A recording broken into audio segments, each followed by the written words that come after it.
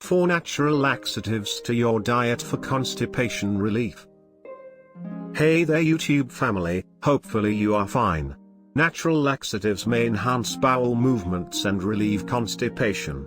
Here, you will learn those laxatives for constipation relief permanently. Let's go ahead. 1. Chia seeds. Chia seeds are full of soluble fiber. This absorbs water in your gut, forming a gel that may help promote normal bowel movements. Mix chia seeds into your favorite smoothies or yogurt to reap their benefits. 2. Flax seeds. Flax seeds aren't just rich in both soluble and insoluble fiber.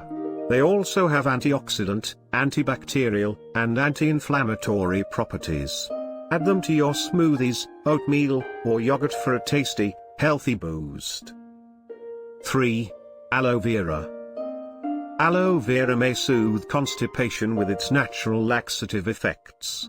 You may drink it as juice or add it to different drinks. 4.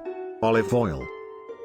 Olive oil is said to have a mild laxative effect.